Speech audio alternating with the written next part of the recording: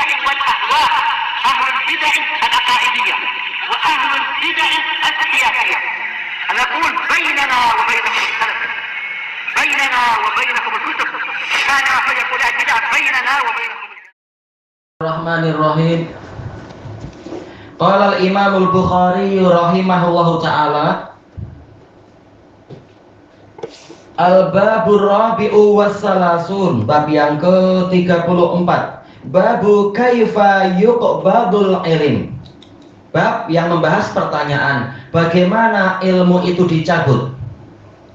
Bab ini, kata para ulama, dengan bab ini Al-Imam Al-Bukhari ingin menjelaskan bahwasanya ilmu itu mungkin hilang di dunia ini. Cuma bagaimana cara hilangnya? Nanti beliau akan mendatangkan asar Umar bin Abdul Aziz dan hadis Abdullah bin Amr ibnul As, bahwasanya Nabi menyebutkan itu yang ma'ruf itu, yaitu dengan diwafatkannya para ulama, para penghafal ilmu. Nah, inilah yang akan dibahas. Tapi apa yang menjadi hikmah dari pembahasan ini? Apabila kita tahu bahwasanya hilangnya ilmu adalah dengan wafatnya para ulama, berarti sementara ulama tak ada yang kekal hidupnya. Berarti di sini ada anjuran untuk kita bersegera di dalam mengejar ilmu, mumpung ulama masih ada.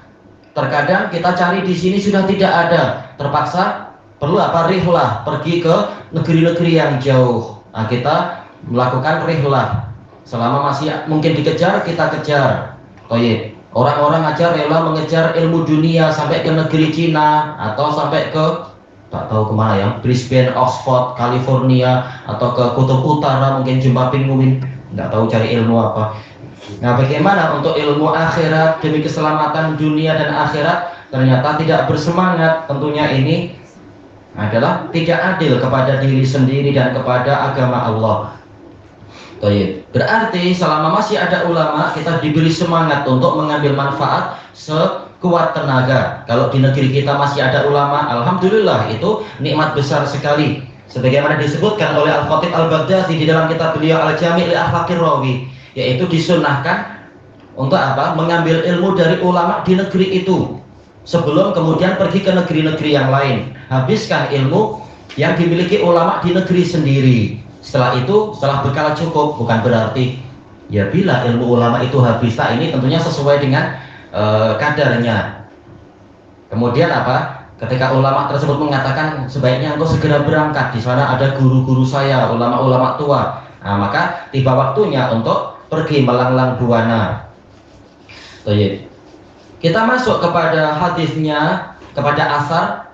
Qala al-Imam al-Bukhari rahimahullah, wa kataba Umar bin Abdul Aziz rahimahullah ila Abi Bakar bin Hazm, unzur ma kana min hadisi Rasulullah sallallahu alaihi wasallam faktub.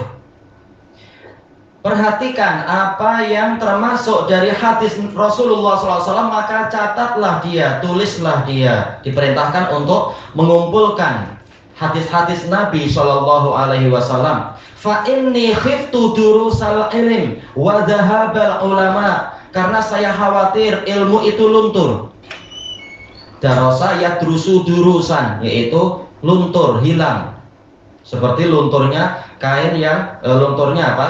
Warna di dalam kain, warna dari suatu kain. Wa dhahabal ulama, dan hilangnya ulama.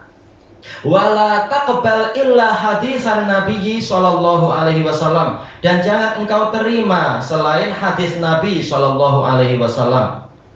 Wal tufshul ilm, dan sebarkanlah ilmu. Setelah engkau mencatat ilmu-ilmu yang ada, maka jangan cuma disimpan tapi diajarkan. Wal tajlisu, hendaknya kalian duduk, yaitu dalam riwayat yang lain duduk di masjid, hatta yu'allama man la ya'lam, sehingga orang yang tidak tahu dia itu diberi ilmu.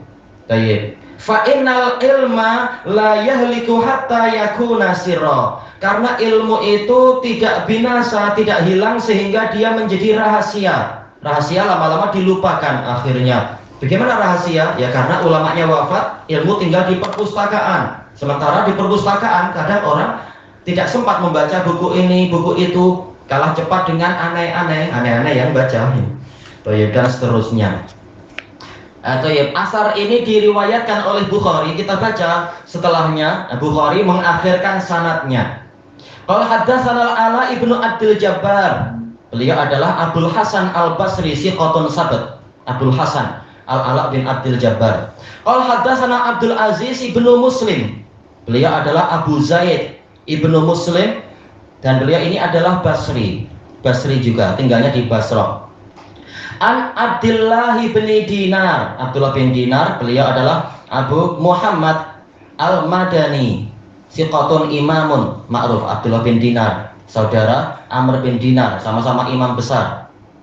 Bidzalik, dengan riwayat itu dari Umar bin Abdul Aziz. Umar bin Abdul Aziz sendiri, beliau kunyahnya sama dengan datuknya, yaitu siapa? Umar bin Khattab. Kunyah Umar siapa? Umar bin Khattab. Iya, Abu Hafs, tamam.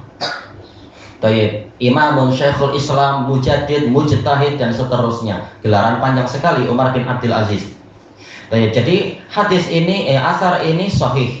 Juga diriwayatkan oleh Imam Malik, tapi di dalam Muwatta, tapi tidak semua Muwatta meriwayatkan itu. Hanya Muwatta yang melalui jalur siapa? Muhammad ibnul Hasan Al-Ansari, murid dari Imam Malik. Di situ meriwayatkan dari gurunya Imam Malik dengan sanad yang sahih sampai ke Umar bin Abdul Aziz asar ini.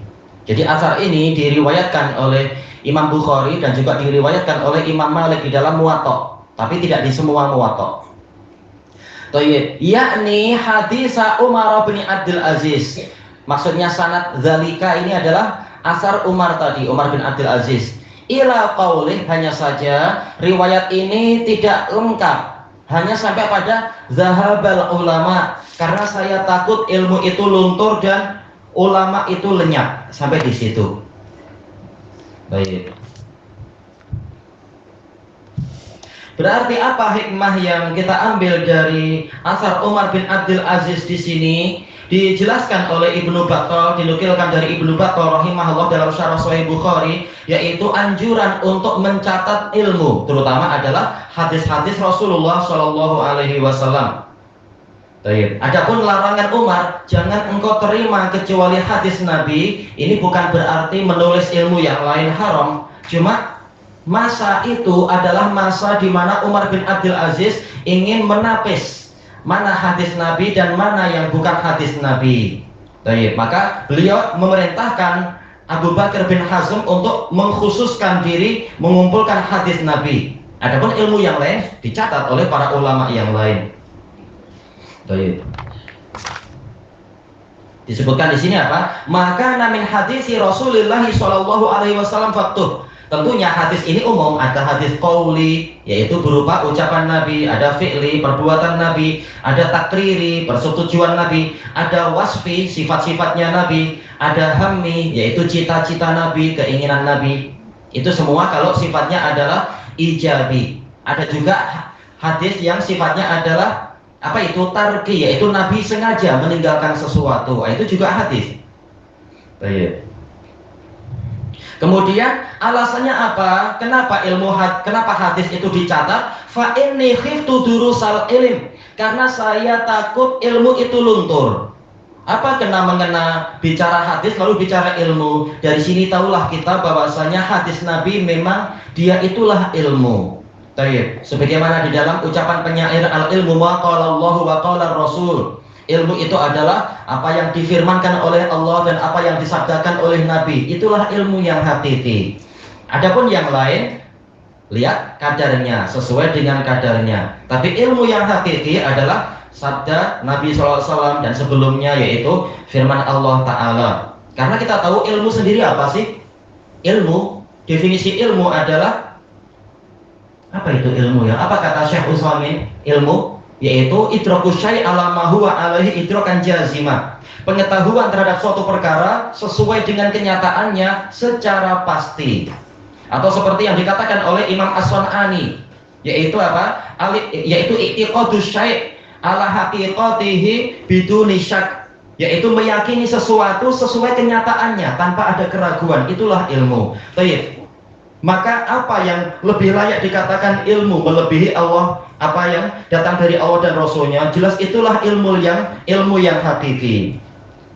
Baik. Makanya Nabi SAW bersabda dalam hadis muttafaqun alaih dari Abi Musa al-Asy'ari, "Mathalu ma ba'atsanillahu bihi minal ilmi wal huda kamatsalil ghais asaba arda." Perumpamaan ilmu dan petunjuk yang dengan itulah Allah mengutuskan saya adalah bagaikan hujan lebat yang menimpa sebidang tanah. Nah, inilah ilmu. Jadi inilah ilmu hakiki, yaitu yang datang dari Nabi. Makanya Umar setelah bicara masalah hadis Nabi, beliau mengatakan ilmu. Karena inilah ilmu yang sebenar, bukan ilmu kalam atau yang lainnya.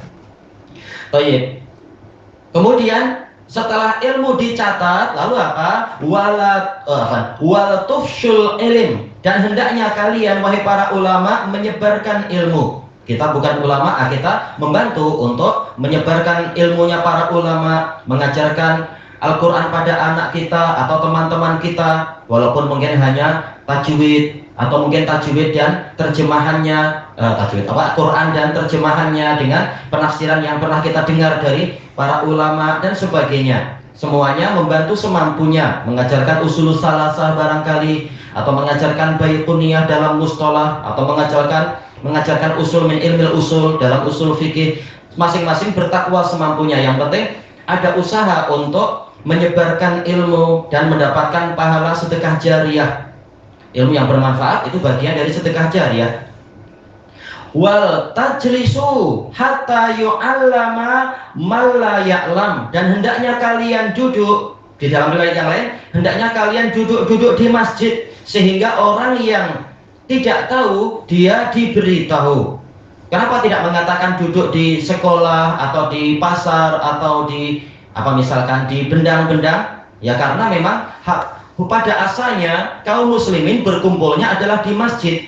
Makanya tempat yang paling tepat untuk menyebarkan ilmu adalah di masjid. Walaupun di dalam kitabul ilm di sini akan ada isyarat dalil-dalil bahwasanya menyebarkan ilmu bukan hanya di masjid, di segala keadaan, di jalan-jalan, bahkan ketika naik kendaraan atau di bawah pokok dan di segala tempat.